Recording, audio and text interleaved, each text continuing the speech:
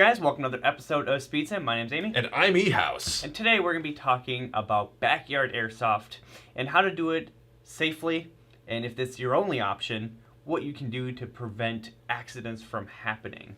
Yeah, now backyard airsoft is one of those taboo subjects in the airsoft industry and YouTube, because we always tell you, play at legit fields, play at insured fields, and play at real businesses that run their games safely and have protection for if something goes wrong.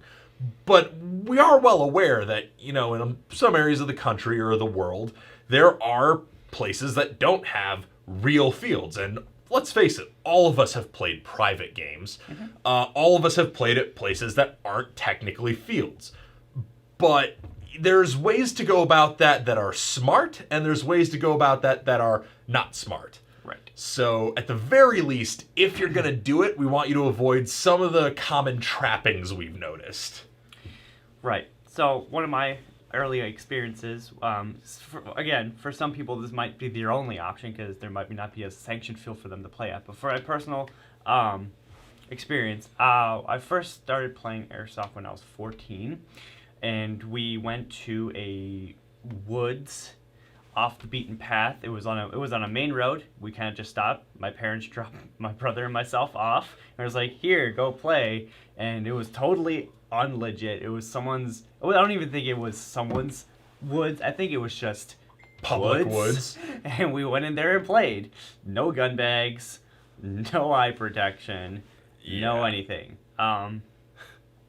Not a great way to start off playing airsoft. No, I think we can all agree that was not a smart idea. No, not really. Yeah. But that was my first introduction to saying, this is unsafe. And I've had another experience where it was in a, kind of in like a city surrounding, where it was in a local park for like where kids play at. Oh boy. And there was a basketball court and I think a baseball court on top of a jungle gym, and we were playing behind that, and people were walking their dogs as we were playing. And that's when I looked at my brother and we were like, this is not safe and we should probably leave. And we left. Yeah, I don't have anything that extreme that I've had experience with, but so there's a good example of how not to do it. Yeah, don't. So lessons learned: don't play in areas where other people can just waltz on through and have every right to be there. Yeah. Like, if you're playing on a property that is not the private property of the owner who is either playing with you or whose permission you have explicit and exclusive access to their property for, then don't play there. No. Yeah, you need to be the only people on the field or in the property who's in the area that you're playing, and everyone needs to be following the same rules, and everyone needs to know that there's a game going on. Yeah. But then the other thing too is that when you are playing, you need to still follow the same rules as if you were at a field. And it's not like this is really that hard. If you Google airsoft field rules and you look at what the fields in your country or region look like for rules, you necessarily don't have to Google it. You could just watch any old YouTube video and you can see how safely it can be done. We were kind of on the earlier end of airsoft on YouTube being a big thing. Yeah. So we didn't quite have as many resources. That doesn't excuse some of the dumb shit we did. Not one bit. But luckily, now that resource is out there, you can find pretty easily, hey, full seal ANSI rated eye protection. Maybe someone should buy a chrono and check people's guns. Or at the very least, you should know what your gun shoots. Because I know in a lot of, private games, a lot of people don't chrono stuff, which... On the early days, guns say they come at 400 Yeah. FPS. They don't necessarily shoot 400 FPS. Those are usually chrono with .12s. Yeah, but now it's the total opposite, where half the guns come shooting over 400. I was very used to a gun shooting 400, so I kind of figured every gun shoots 400.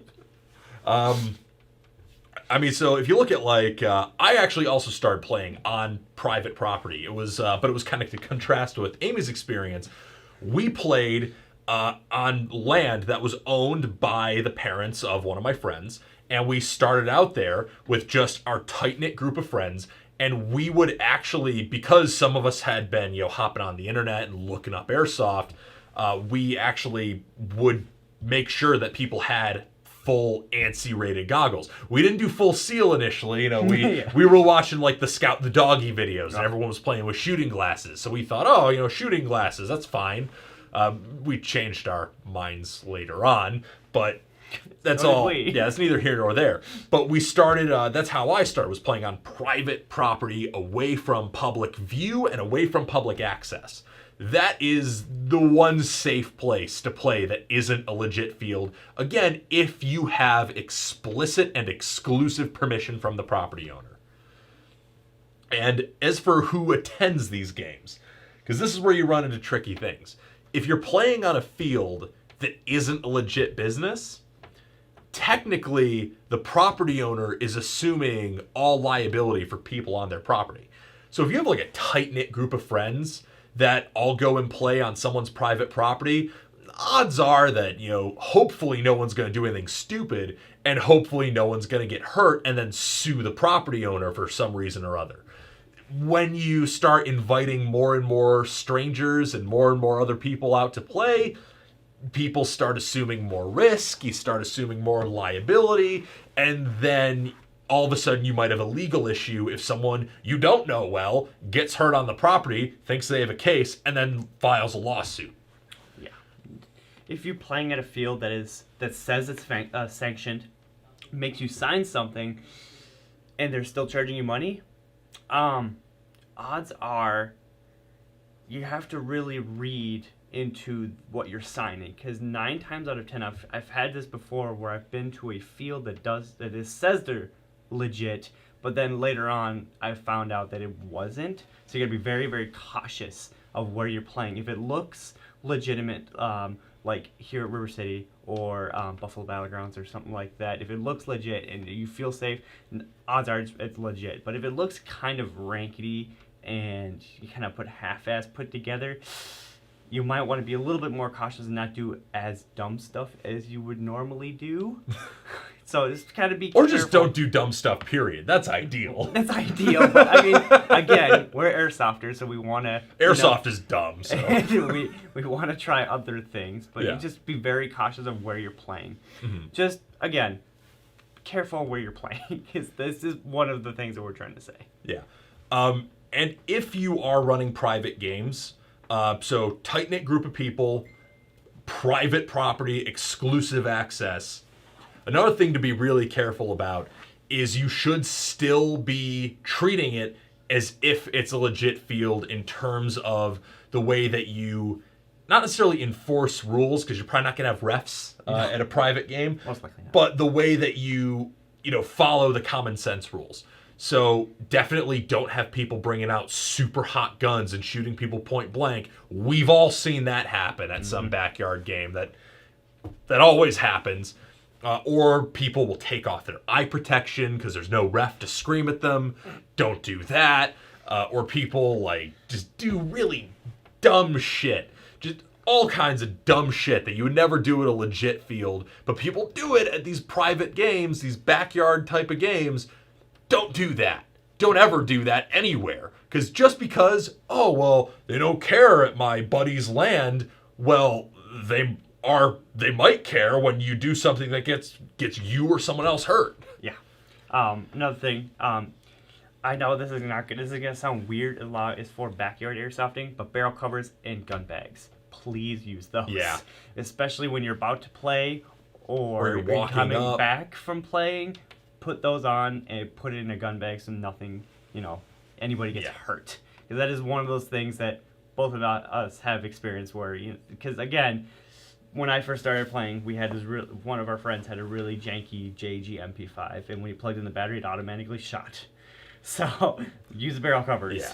And the gun bags too, because maybe you're going over to your buddy's house, and maybe he's got a ton of woods back there that Or a long driveway. Yeah, that's only his property, and you're gonna go play back there. That's great, but there's neighbors. Yes. So, definitely don't just be walking around the neighborhood with your toy assault rifle hanging out, because that is a one-way ticket to getting the police called. Mm-hmm. And again, when I was younger, I did play at a place that I probably shouldn't have. That I didn't know at the time, but ran right up against a road pretty quickly, and someone saw us playing and called the police. And we had the police roll up at one of my buddy's properties, and it was not good. It was actually kind of fine because the police officer was chill. He knew that we were playing Airsoft. The neighbor had mentioned that, but we still had the police called, and that was my last time actually playing at a place that wasn't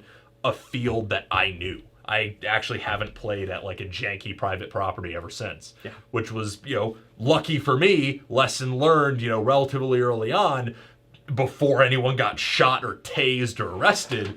But you've all seen that viral video going around with the guy who's his airsoft story, his animated airsoft gun story on Facebook and all that. That's the type of stuff that can happen. So it's a legit thing. Yeah. So I'd say the checklist for safe backyard airsoft would be private property that is away from public view and that only you and your group have permission and access to use. Still treat the game as if it's at a legit field, still wear the right safety equipment, still follow the right rules, and have a tight-knit group that isn't going to sue you if things go wrong, and will also follow the rules to prevent things from going wrong. I want to add chronographs. Yeah, still a chrono. If someone should buy a chrono, your buddies should pitch in for a chrono. A chronograph is $50-$60. Each if throw you've in got $10. Yeah, if you've got 5 people playing and they each throw in $10, you can afford to buy a chrono. All right, guys, thank you so much for watching. This has been another episode of SpeedSim. Once again, my name is Amy. And I'm E-House. And thanks for watching. We'll catch you in the next one. Peace. Thank you for watching this video from Gun Gamers. We hope you enjoyed watching it as much as we enjoyed making it. If you want to see more content from us, hit that subscribe button. And if you want to help support the channel, be sure to click the link below to buy a patch. Praise Judy.